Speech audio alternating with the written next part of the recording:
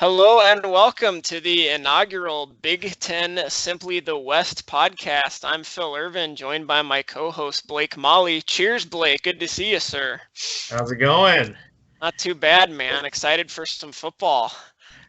I told my wife tonight that I am not going to be seen starting at about 10 a.m. Saturday morning. I missed last weekend because I just didn't want to watch those Florida schools. And you know what? This is really the weekend that everything kicks off, isn't it? Absolutely. I don't think you missed much either. Did you see any of the highlights from that game? That was it was sloppy between the Gators and the Hurricanes down there in and down there in Florida. I know, and if that's going to be the eighth best team in the country, that is a little scary. But I mean, it is the first game. You kind of, I mean, geez, I mean, we're going to talk about it, but heck, Northwestern lost to Akron in Right. the first games of the season. So, and they were a much better team than that. Right. Well, in any case, we know a lot can happen over the course of a college football season. And honestly, I think that's kind of what inspired Blake and I to start this little adventure of ours, the Simply the West podcast. We were sitting around in my house here in Minnesota a few months back and said, there's plenty of podcasts out there, but we've never heard of one that just focuses specifically on one division in college football. And what better time to focus in on the Big Ten West? It's really wide open this year. Blake lives in Nebraska. I grew up in Nebraska. I now live in Minnesota. Blake's wife is from Minnesota. We have a lot of good ties to Wisconsin.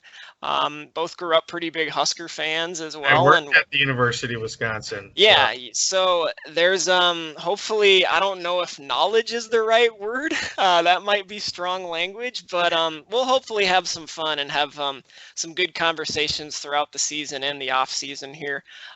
We hope you'll join in to tweet at us, hit us up on Facebook, shoot us an email. We'll be sure to get all that contact info out there, but want to have some fun with this and kind of see where it goes. So what we thought we would do for episode number 1 here, Blake, you alluded to it. It is really easy. I know I'm guilty of this, to kind of talk yourself silly. It seems like such a long off season every year as we college football fans wait for things to kick back off. And you can look at how teams did in the spring. You look at how they performed last fall. Were they better at the end of the year than the beginning, vice versa? And the preseason magazines come out, preseason polls come out. It can be easy to start convincing yourself of some things based on a lot of conjecture. And I think what's really exciting about now, as we prepare for the first game week of the season starting this Thursday night, we'll be able to have some objective evidence to kind of examine and analyze here. I think that's why people get really kind of fired up this time of year. So what we thought we'd do is kind of just run down the Big Ten West. Like we said, fortuitous timing to maybe start a conversation around this division as intentionally as we are, just because you could make a good argument for really any 6 of the 7 teams in this division to make a run to Indianapolis. I'll apologize to any Illinois fans we pick up along the way right off the bat. Still in rebuilding mode there. The Lovie Bears, the bear with the beard. The Lovie Bears are going to have some trouble this They year. are. They are. They're probably not going to figure for that spot in Indianapolis. But I can tell you, or at least my humble opinion is, they will figure into the race in some way. They're going to trip somebody up. They're capable of doing that. They've done that even in some of these down years they've had. And they have some talent. And this can kind of go either way when you're coming off a season like Illinois had. They have 17 returning starters. They have a lot of experience back. So some of the settings that the Illini are going to be in this year probably won't phase them as much as maybe a more inexperienced team.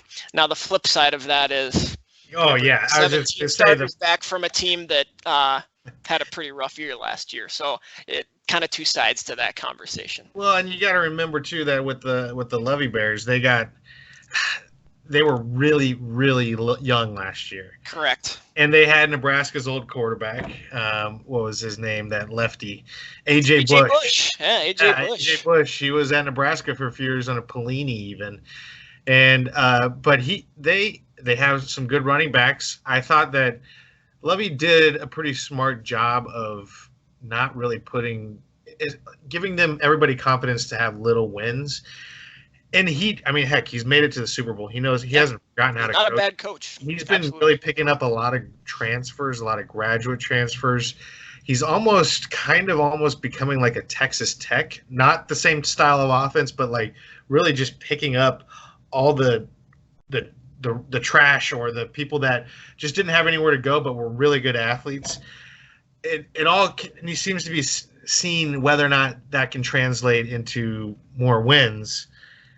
But you know what, Lovie Bear, gotta love that beard. He kind of looks like a big koala. I mean, in some ways, I don't know. It's a crazy beard, and I loved his Bears team. So I mean, I am rooting for him, just not against Nebraska. I mean, as you can tell, we're all Husker fans on this podcast, but we're gonna try and keep it as strictly professional, completely objective. Yeah. I was born in Illinois, so hey, give me I'm gonna shoot for the Illini. Sure, it's in your blood. Yeah, the beard is inspiring for those of us who are pretty much physically incapable of growing facial hair like myself. It's really something to behold. So that's Illinois. Of the other 6 teams in the division, we're going to go in ascending order of what the Brainiacs in Las Vegas say as far as odds to win the Big Ten championship. So we'll go in order, and we're going to kind of break down why they could win the Big Ten West and get to Indianapolis. Probably in a later podcast, maybe we'll venture to the east side of the abyss and prognosticate about who the Big Ten West champion might be playing in Indianapolis at the end of the year, what this means for the college football playoff. But then we'll also give some reasons why each team might not make it and what they're going to have to overcome. As we get into that, I will just note Blake's beloved Lovie Bears open 11 a.m. Central Time Saturday versus Akron's getting a lot of love on this podcast already. They play Akron on BTN on Saturday. Another one of those kind of 5 teams that you watch out for. Yeah, Terry Bowden, I mean, it's so funny because I remember watching him when he was coaching Auburn, and now he's got white hair and glasses. It's really weird seeing him on the sidelines.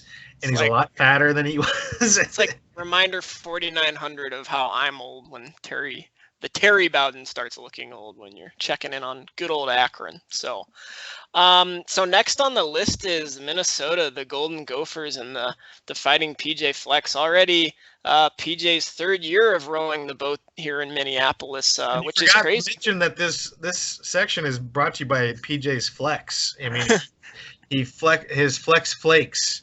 I mean, they're like Wheaties. They help you row the boat, baby. It's the most elite cereal on the market that we know of. Hopefully, they'll start giving us some sponsorship money so we can really get this thing off the ground. But in any case, Minnesota's got a lot going for it, man. They should scare some people. Obviously, kind of need to figure out what's going on at quarterback. They sort of went back and forth between Zach Annexstad and Tanner Morgan last year. Did Annexstad get hurt? I thought. Yep.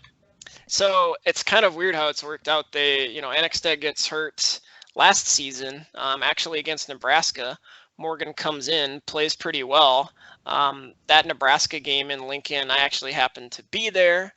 Ended up being a pretty lopsided win for Nebraska, but Morgan came in and did some really good things, and he was under center as Minnesota played very well down the stretch. The biggest, I think, impetus for that performance, winning 3 of their last 4 last year, including beating Georgia Tech in their bowl game, was they changed defensive coordinators. Joe Rossi is a great defensive coordinator. He's a great defensive mind. He is also an awesome leader. They love him here in Minneapolis, and that defense should be pretty stout again this year. They throw a lot of looks at you.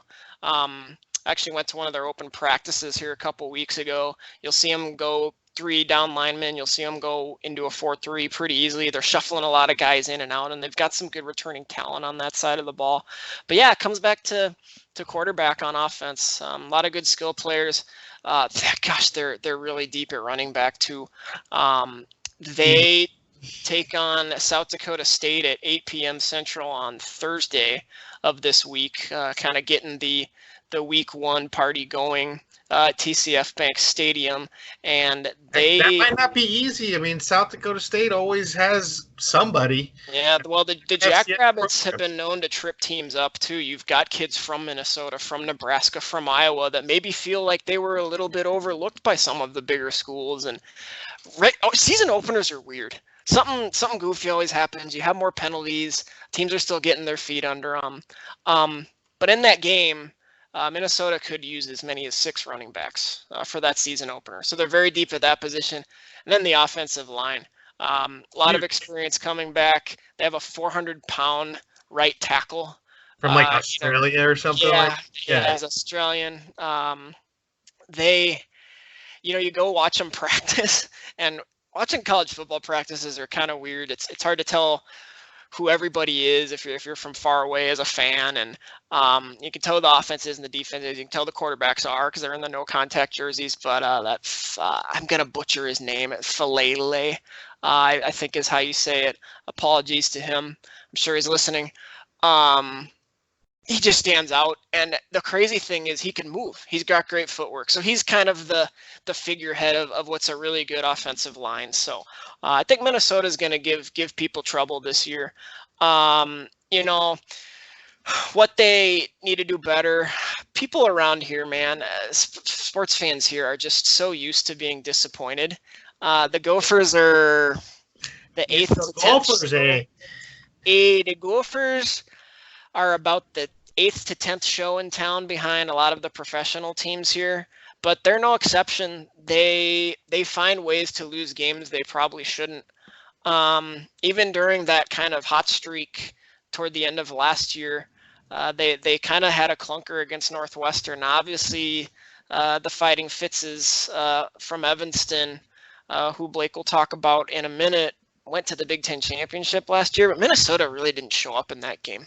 With the way they were playing, they didn't show out very well. So they always find a way to kind of get tripped up right at the worst time. They've got to overcome that if they want people to take them more seriously over the long haul. A little thin up front on defense as well.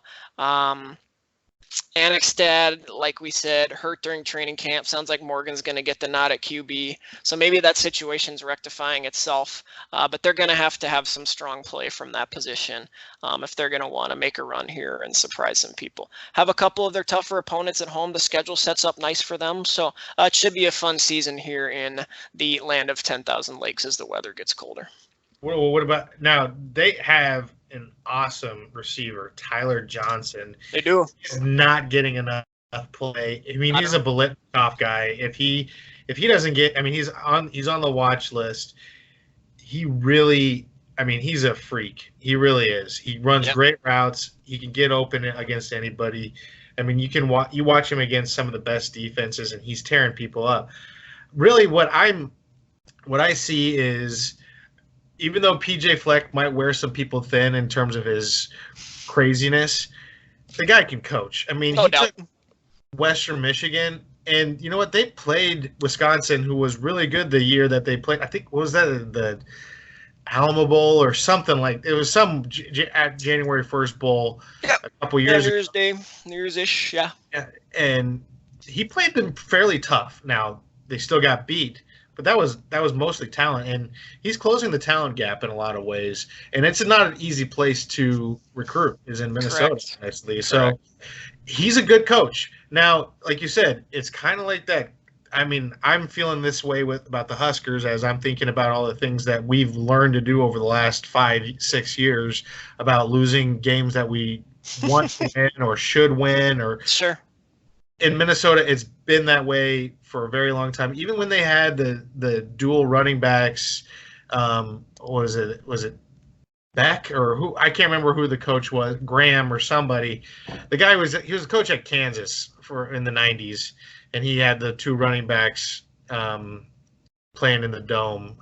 I think early 2000s. Like one was a running back for Dallas. If somebody remembers that, shoot us a message. I can't remember. You're digging into the archives. That's impressive. Well, I remember watching them because it was really cool to see like two really. I mean, I think they had 2,000-yard rushers at that one point, and sure. And even then, they still were losing games that they shouldn't lose, and they finally got over the hump though last year against Wisconsin, who. Huge. I don't know how that happened because, I mean, there was times where Wisconsin looked great beginning of the season, but they just fell off the cliff.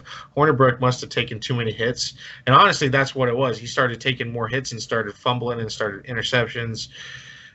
And, yeah, we'll talk more about Wisconsin later. But, Minnesota, man, I could see them win it. I mean, if we're going to talk about 6 teams that I can see winning it, I'm probably gonna write off Northwestern just because I just don't see them being able to do it 2 years in a row unless Hunter Johnson, and we'll talk more about that quarterback, unless he can come out and be a really dynamic thrower.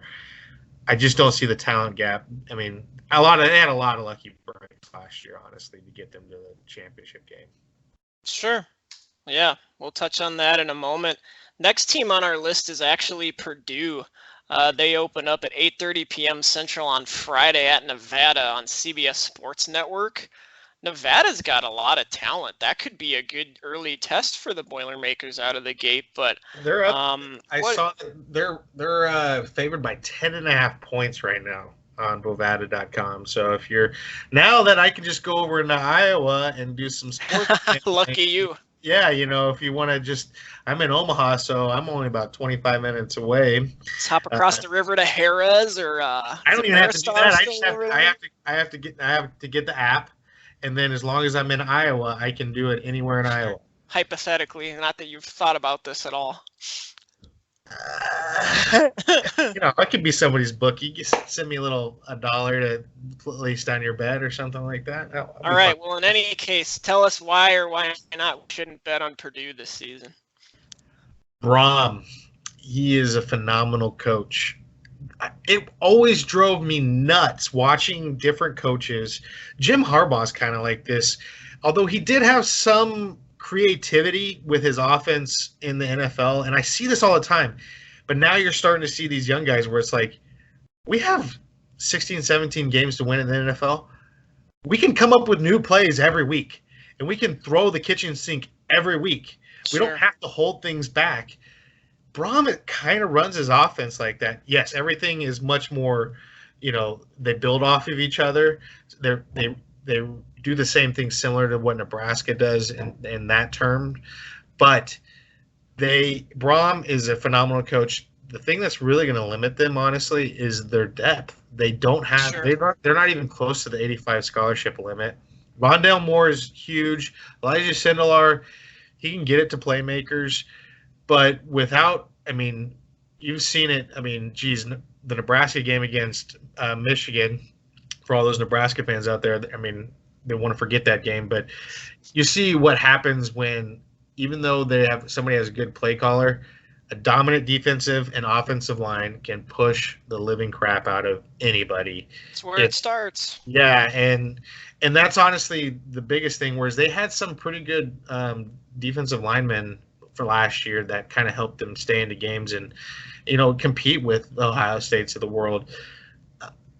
I could see them keeping it close in a lot of things, but I could still see them losing this game to Nevada. Nevada's got some, I think, if I remember correctly, Nevada's got that Malik Henry from Last Chance U, and he was at Florida State, former #1 quarterback recruit in the country. He didn't forget how to play. He was just a pain in the ass to work with. Who knows? If he comes out and he just tears it up, he can do that. So, Rondale Moore, extremely electric, and it's interesting to see what the defense will do. If they've had some pretty good recruiting classes the last couple of years. Yeah, a couple guys get drafted in April, yeah. They've lost, so. That's why I don't even talk about the draft. I'm a little bummed that my Huskers, although they're doing really well, Divino Zigbo had a few yards last week. Stanley Morgan's catching a lot.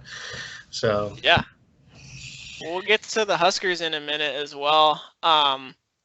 You talked about that Nevada game. Next week, we will focus in a little more on the non-conference schedules for some of these teams. We'll take a look at how week 1 goes and then kind of dive into who's got tougher non-conference schedules, some of the most intriguing matchups. Northwestern opens their season 3 p.m. Central Time on Saturday at Stanford. That game is on Big Fox. It should be an interesting one out of the gates. You're not too high on Mr. Fitzgerald's group. Nobody is. He even talked at Big Ten Media Days about how they've noticed that no one's really counting on the Wildcats. But that's not really anything new, is it? Well, no. Honestly, what it comes down to is until he can recruit enough elite athletes. Not to say that they haven't had elite athletes there. Until they can get more elite athletes on the field, they're not going to be able to win that big. Now, they got to the Big Ten championship game last year. I mean, you look at some of the games that they won. I mean, heck, they lost to Akron last year. They got down in the mud, beat Stanford last year. They got, they beat all these teams barely. They should have lost to Nebraska. We'll talk about Nebraska planning to lose every game last year, but they really got lucky in a lot of games. Now, but it is by design that they are designed. I wanted to figure out in a lot of ways, what are they doing to maximize their talent? And honestly, yes, we always know they play disciplined football, but they play hard. They hit like service academies. They say that some of the hardest teams that other teams say that they played is Northwestern, because they come out and smack you in the face. Patty Fisher is the leader of that defense, and they got Dan Graziano, I think is his name, big guy on the defensive line.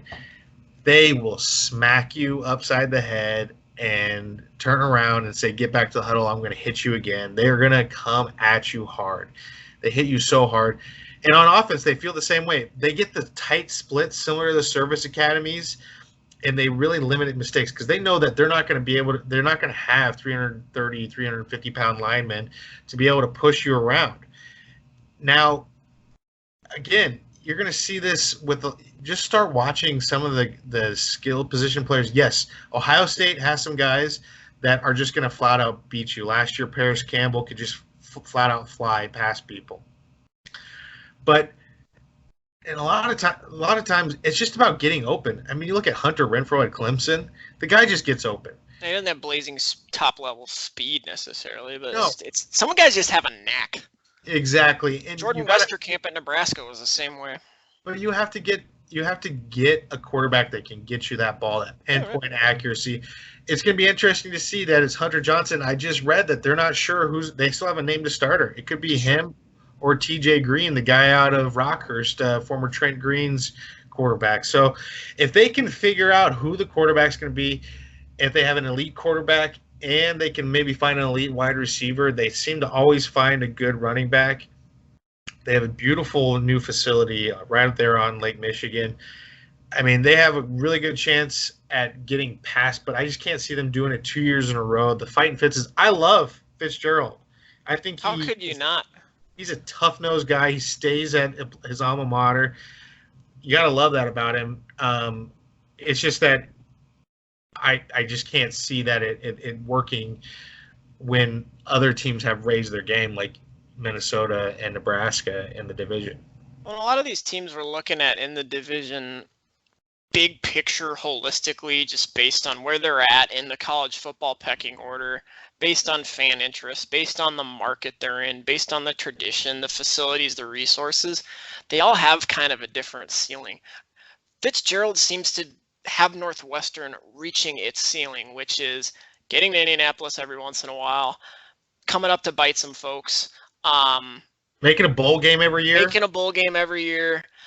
They're doing everything that I think they can there, and that's not to belittle Northwestern as a program. But when you look at where they're situated, you're right. They're not necessarily positioned to bring in a bunch of 5-star athletes, but I always liken them to if you're playing pickup basketball, there's always that guy who's the kind of the envy of everyone else on the court, who is not that athletic, he's not flashy, but he plays way better defense than anybody else. He's always got a hand in your face, and he just doesn't miss. They don't make a lot of mistakes. He's that guy that hits bank shots. Yeah.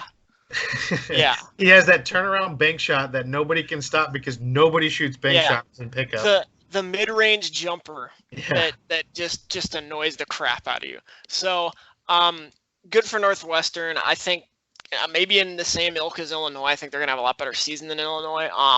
But we'll definitely, if you're right and they're not, in that picture at the end of the season, they'll have definitely had a big impact on who is, I think. Yeah. Okay, everybody's favorite team, the Iowa Hawkeyes.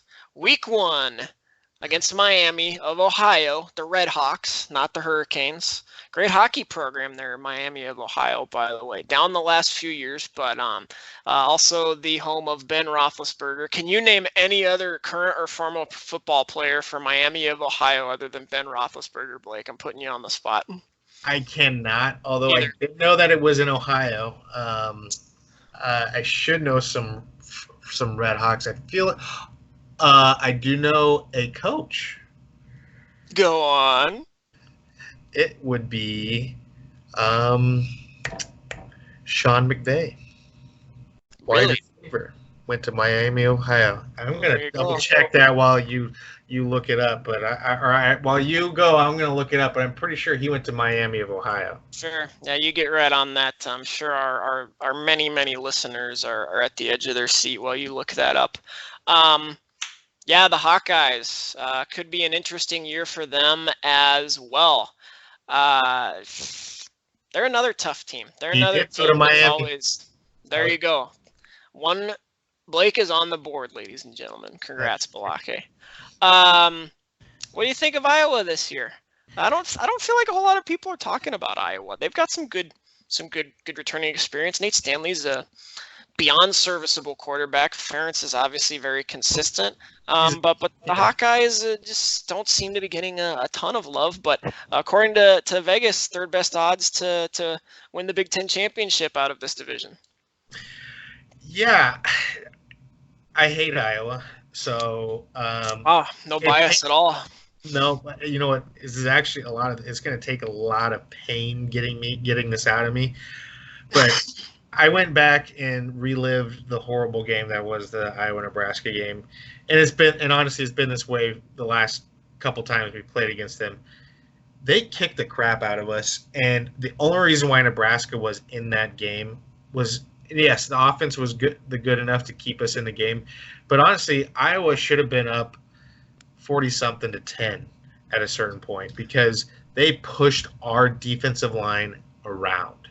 They kicked us, but this is what drives me nuts. Is like, how can Ferentz be considered a great coach when he did not see this? And how they should have used their tight ends way more than they did last year. They didn't use them enough. And granted, they used them more than they ever had. But they should have just been pounding it. They don't have that great of wide receiver talent. It's good. It's above average. It's not great. But Nate Stanley could have been – I mean, they honestly could have gotten open every time. We saw that in the Nebraska game on that fourth down conversion when they needed it.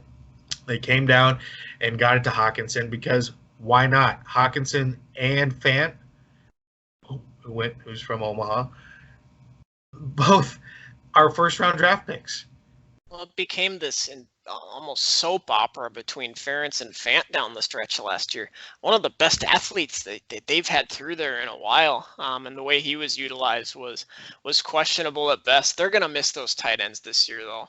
I would have to think. But to your point, using that Nebraska game is kind of a microcosm. What damage Iowa's been able to do, either crossing over to the east and upsetting teams there, let alone figuring into, the West Division conversation. They do win those trench battles, and they find ways to do that.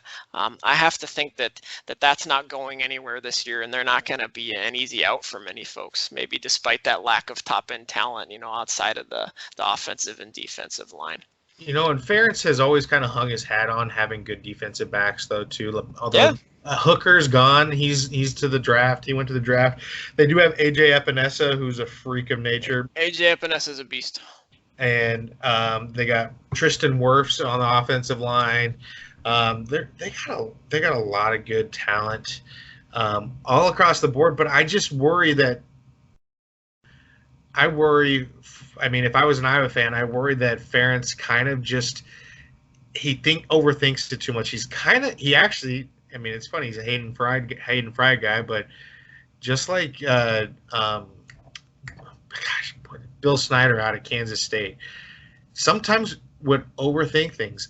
Kansas State back in the early 2000s and late 90s had really good shots at winning the national title, but overthought games. That Texas A&M game with, I think, I can't remember, Sirhan or whatever, the guy from Texas A&M went down and scored at the last minute, had to go to overtime. They should have won that game. They had Michael Bishop. Same thing with Iowa. The year that they went undefeated, they weren't that good. They had a very weak schedule, and it showed when they actually had to play some pretty decent teams. They didn't have to play Ohio State. They didn't have, and Big Ten wasn't that good that year. So they should be a lot better than they are going to be. I think they're going to probably lose to somebody that they shouldn't lose to. I wouldn't be surprised if any of the, obviously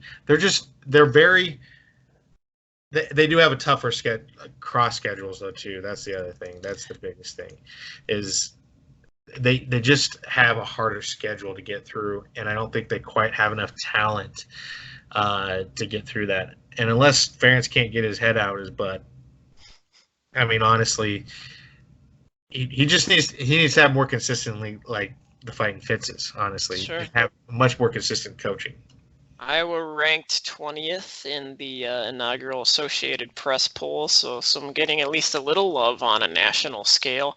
Blake, you speak to a topic that I think is prevalent and could go a long way in deciding who comes out of this division, and that is scheduling and just the parity that you kind of see. You look at a Wisconsin or Iowa, a lot more difficult schedule, a lot tougher crossover games, whereas the cycle kind of favors a Nebraska or Minnesota right now. It does seem to kind of go in waves the way the conference is currently aligned. Not to get off too much of a tangent, we could probably have an entire episode about this, but one of the sort of topic or non-topics, depending who you talk to, that came out of Big Ten media days was the idea of conference alignment and realignment. I don't know that we need to completely parse that right now, but suffice it to say, that conversation is probably going to continue, at least among fans. I don't know how I feel about it, but I do think in any case, you look at a Minnesota or Nebraska, maybe even a Purdue to some extent. I don't know exactly what their schedule is looking like, but it's maybe not as tough of a road as the Iowas and Wisconsins, and that's going to be a good thing to keep a close eye on as the season progresses here. Yeah, for sure. Maybe we should skip the next team and go to the one with the best, and then we'll finish on the Huskies. You want to save your favorite for last? Yeah. Your homerism is not showing at all here. You're playing all your cards on episode 1. People know you're from Omaha. They probably picked up you grew up in Kansas by now. They know you live in Omaha. Know you're a Husker fan. I might have to go up and get another beer actually at some point. I'm running out here. Are you running low on the Nebraska pills? Yeah, well, we might actually we might want to talk about some of our beers that we got here. I picked up the Nebraska Pills, and it's from the Nebraska Brewing Company, so you can kind of tell it looks a little bit more like a Nebraska Inn and everything like that. Love the Nothing special, just smooth, goes down great. It's made here in Omaha. Actually, I think it's more Papillion, La Vista area. Yep. But I mean, we'll just say Omaha for now. And we're going to try and find some brews across. I mean, who knows how much is going to be left by the end of this week, so I might have to have this for next week as well. But we're going to try and find some brews across in Iowa City. So if anybody knows beers that are coming out of Iowa City or Champaign, Illinois, maybe there's some champagne from Champaign. We could do that one week, I think. Yeah, or obviously we got Goose Island out of Chicago, isn't it? So we can try a lot of different ones for the different spots in the Big Ten West. But if you guys got some good ideas, some brews, what are you drinking over there? Yeah, if there's one thing we like to talk about more than college football, it's beer.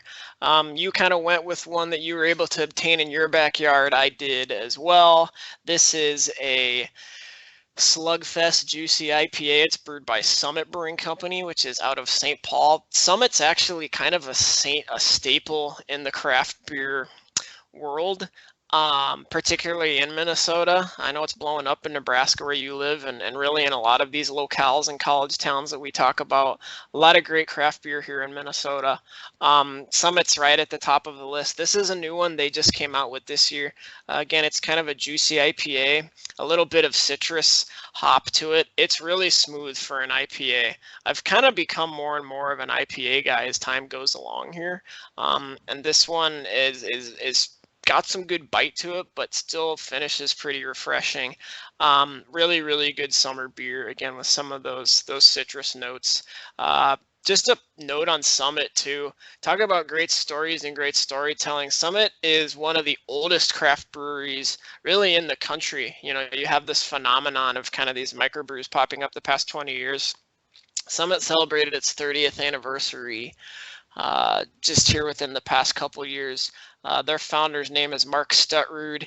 If you've ever want to meet like a typical Minnesotan with like Scandinavian in his blood, Mark's the guy. I've actually met him a couple of times myself, and he was actually sent a letter at one point by the American Brewing Association back when craft beer was kind of fledgling, and there was a lot of doubt as to whether producing beer not on kind of a mass scale like the Budweisers and Coors of the world could be successful.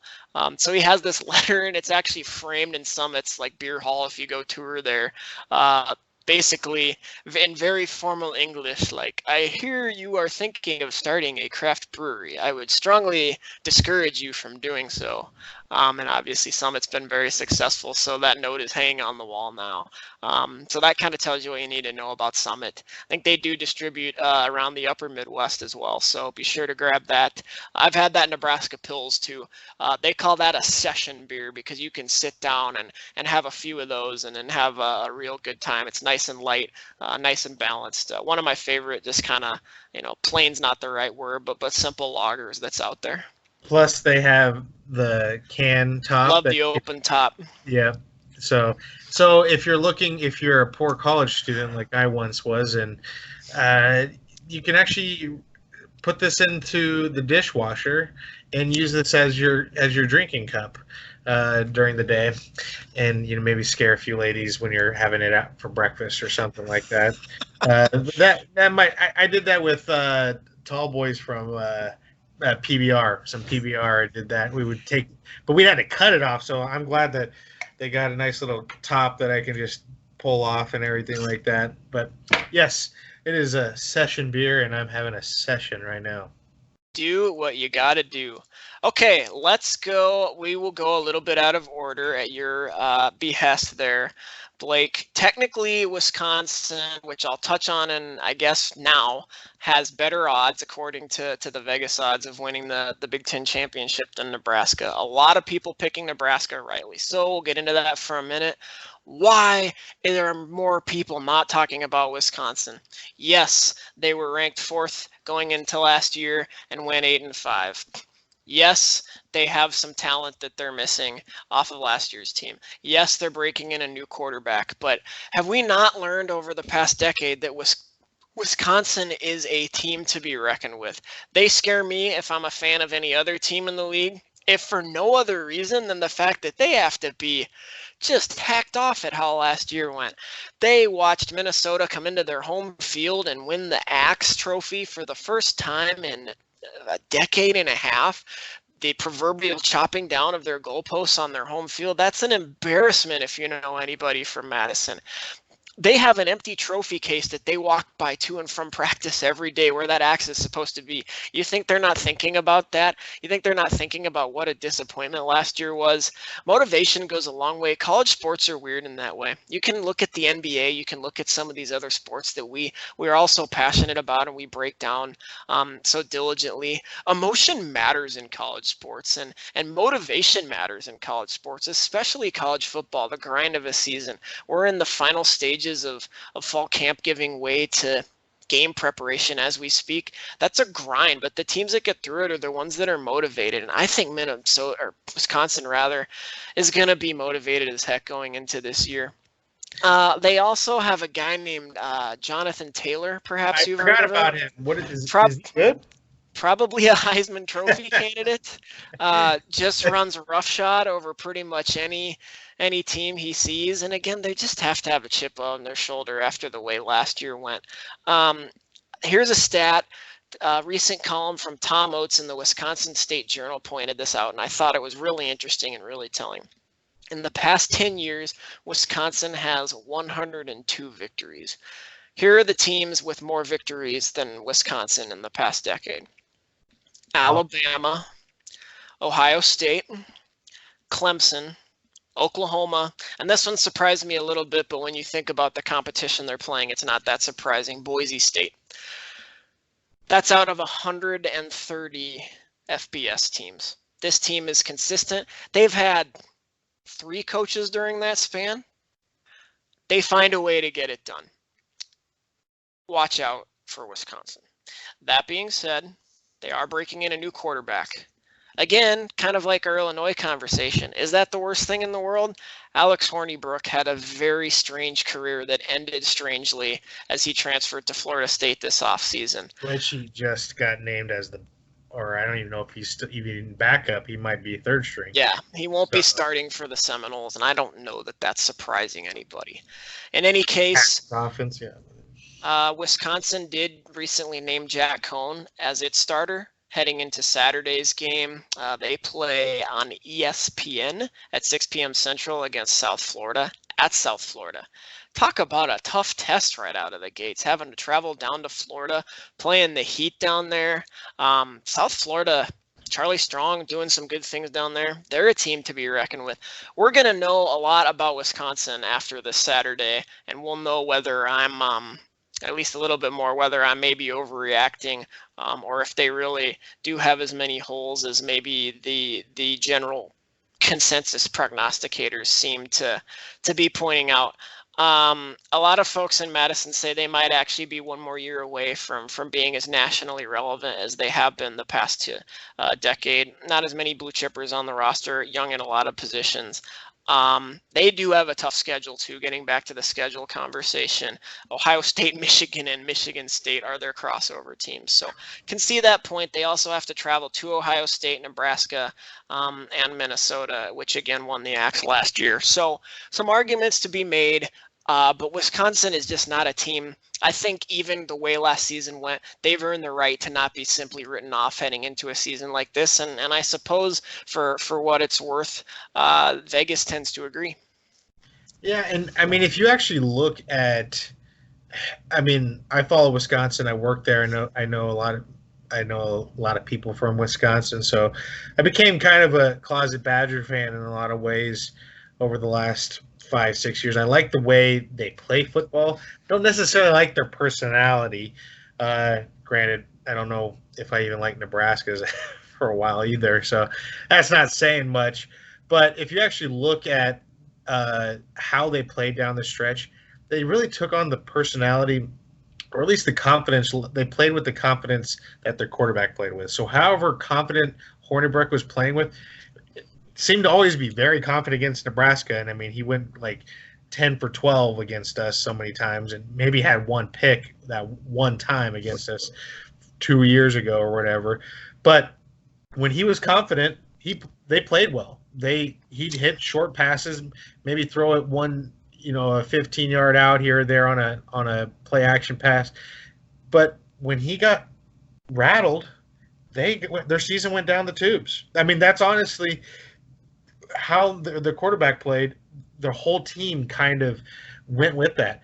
They still have Jim Leonard, who's one of the best defensive coordinators in the game. He was a freak athlete when he was at Wisconsin. He's a freak defensive coordinator. He has a very similar style of defense to Dave Aranda down at LSU. Learned from him a little bit and kind of put his own twist on those type of things.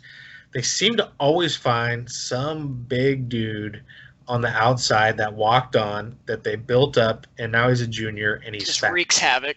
Yeah, just wreaks havoc. I mean, geez, I think the Watt brothers were all walk-ons when they began out at Wisconsin. It's unbelievable, isn't it? Yeah, I know. And so, I mean, very similar to what Nebraska used to do in the 90s and 80s and stuff like that. But that's what you're right. We can't write them off. I want to write them off because I want Nebraska to win the damn thing. Well, they're going to have to get through Bucky.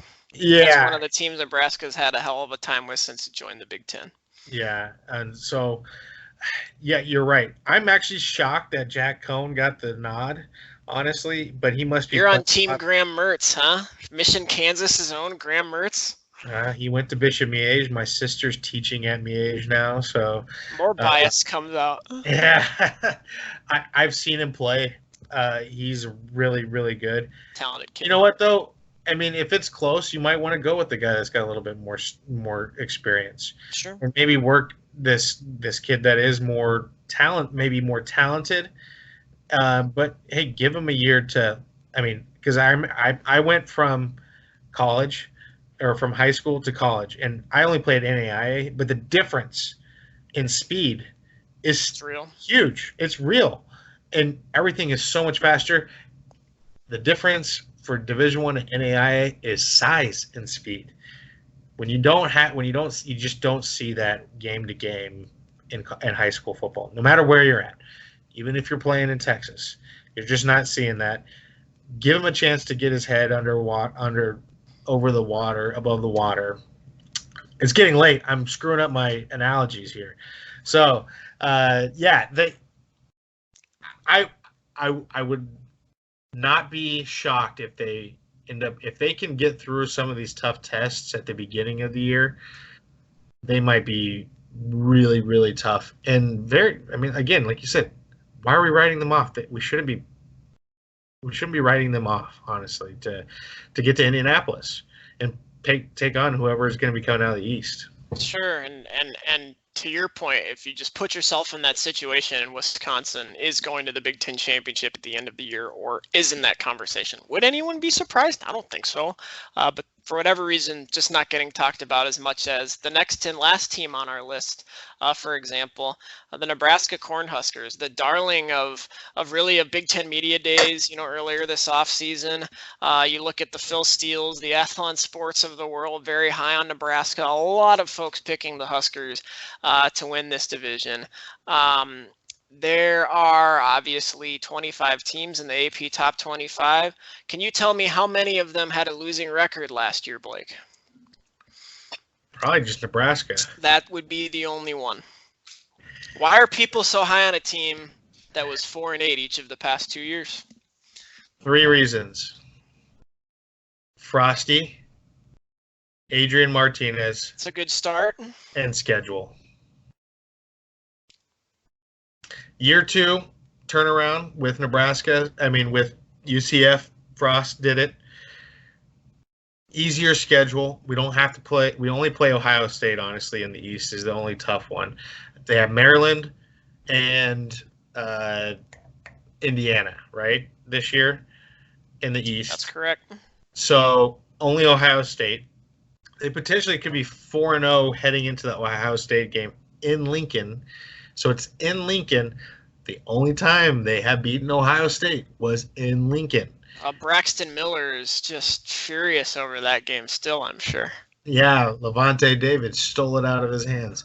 Well, and they were on probation, I feel like, too, weren't they, at that point as well? Yes, the Jim Tressel fallout years. Yep. Yeah, so they could be potentially 5-0 going into that. However, this is where what scares me is they have learned a lot to lose. I mean, you look at they're thin. I mean, the defensive line can be really good, but what scares me is I keep going back to that dang Iowa game and how we have a lot of the same players that are still on the defensive line, like the Davis twins, and I love them to death, but they're not. I don't know. They must not be that big because they got destroyed in that game. A lot of them did. I mean, everybody got destroyed. But they're showing that, hey, we got this Darian Daniels and we got now the Jakeem Green, who should be in the SEC, but because he can't take an online math class and be accepted into an SEC program, he came to Nebraska. Thank God, we need the defense. We need some defensive linemen. Darian Daniels might be an all Big Ten guy. He might have a higher draft stock now after coming to Nebraska for a year and becoming a captain. Named a captain earlier this week. That's right. Yeah, and I do see that the secondary for Nebraska actually should be really good. I mean, you're actually looking at Lamar Jackson, who I think they're not actually, surprisingly, they're not talking a lot about. DiCaprio Bootle has more of the pass breakups and a little bit, and the great name. I mean, his name's DiCaprio, like Leonardo, and Bootle is his last name, and it's a great name. He won the name lottery when he was born. There's no doubt about it. Like, there have been some great names in Nebraska history. Jarvis Redwine comes to mind. Thunder Collins, Frosty Rucker. But DiCaprio Boodle's got to be right. Frosty Rucker went to USC, but Frosty Anderson. Sorry. Yeah, you're right. Frosty Rucker did go to USC. Frosty Anderson. Yeah. But Lamar Jackson, legitimately, I think people are sleeping on them. Even some of these Nebraska writers have not been talking about him enough, I don't think. The guy's 6'1", 6'2". He's really fast. He was a 4-star athlete coming out of high school. The guy could be a top-round draft pick. I'm not going to say first round because that's a very high bar to set or anything like that. Yeah, and then you see who they brought in, a lot of 4-star recruits. Great recruiting class. For the highly rated defensive backside. And then you look on the offense. When you have a quarterback that can distribute, has a cannon that actually has a lot of touch. I was going back and looking at some of the highlights of Adrian last year. He has a lot of touch on his passes, and yet he can just gun it into tight windows. And then, of course, when you have Frost, who can scheme up anything and motivate so many people, and his track record, he kept for the most part, other than Dawson leaving, who was the defensive line coach, right, or outside linebackers, I can't remember. D-line. Yeah, D-line, because now we have Tony Tuioti from Cal. You're looking at that track record combined with Adrian, and then you got Wandale Robinson, Spielman. You got now we have Dedrick Mills, who went for over 1,000 yards as a freshman at Georgia Tech and was one of the top players in JUCO after he got kicked out at Georgia Tech. He's a freak athlete. You got Mo Washington, which we can go into the details of that thing or whatever, but we don't need to. Yeah, it's pending litigation in California. Pending litigation, so we'll even. Yeah, I think he's going to end up playing. He might get a suspension for 1 or 2 games. I don't think it's going to be any more than that. It's just looking more and more like that. That they're it's a new law. I feel like they're going to give him a slap on the wrist. It's not like, we'll move on past that. But you just see that when you talk about game changers, they have very similar game changers to an Ohio State. Maybe not as many, but they have some that will be able to flip the field in a hurry.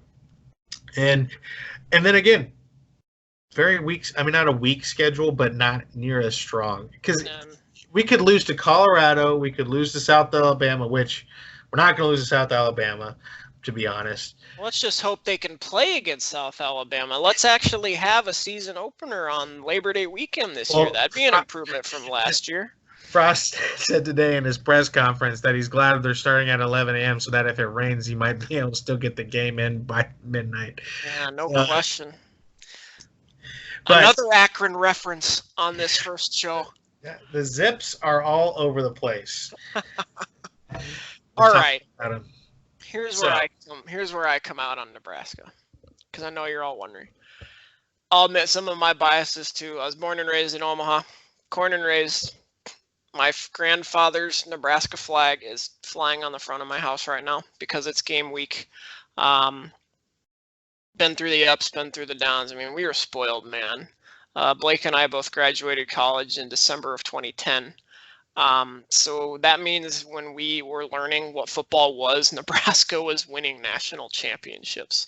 There's an entire generation of fans like us who grew accustomed to that and then have been disappointed the past 15 years. The last thing any of us want to do is throw a wet blanket on the excitement that seems to be permeating from Lincoln right now. And I think it's going to be a really fun year down there. You read the Omaha World Herald, the Lincoln Journal Star. There's so many reasons to believe in year two that things could be a lot better, and I think they will. I think what we all have to remember, taking our emotions out of it, which is really hard to do and kind of counterintuitive as a sports fan, but can help you kind of have a more level view of things, is really way better than the past 2 years is 8-5. It is 9 wins. Blake, you hit it on the head. This team got used to finding ways to lose. They seemed to figure it out towards the second half of last season, but there's still a long way to go. And for as much as the coaches have been excited during fall camp, and for as much as the experts are picking Nebraska to win this division, the coaches and Scott Frost and the players have been very plain about that. They know they've got a long way to go. I think fans of the Big Red should probably follow the 1997 National Championship quarterback's lead on that. There's still a long way to go. This team was still 4-8 each of the past 2 years. They've got to prove it. They're not that deep, especially on the offensive line. You've got a converted tight end freshman, Cameron Jurgens, starting at center from the sounds of it. Good starting offensive line, little thin behind them. They had one player, Christian Gaylord, season-ending injury, so their depth took a hit a little bit. That's going to be a concern. Linebackers, also an area of concern for this team. But I think Nebraska is maybe kind of an example of just how to approach looking at this entire division this year. Of it could just go a lot of different ways, and it's going to be a lot of fun to see how it plays out. I can't wait. I haven't been this excited for a season of college football in a long time. There's so much intrigue. There's so many storylines, and looking forward to jumping on the horn here with you, Blake, and talking about it with our internet friends as time moves on. Before we wrap up, should we do a pick for who we think's gonna win it, or? Yeah, go ahead. I want your pick for who's gonna win the division before the season starts here, and then I want your thing that you're most excited about for week one specifically. What are you gonna be up to? What are you looking forward to in terms of week one of college football season finally being upon us? And then I will gladly provide my take on those two hot button topics. I would say the thing I'm most excited for is the pageantry. I love the traditions of college football. I love the dotting in of the I of Ohio and the Ohio State University. I love Jump Around, Scotty Nation, the Badgers. I love how much fun it was when I was living in Madison. All the different traditions, the pageantry that's surrounding it.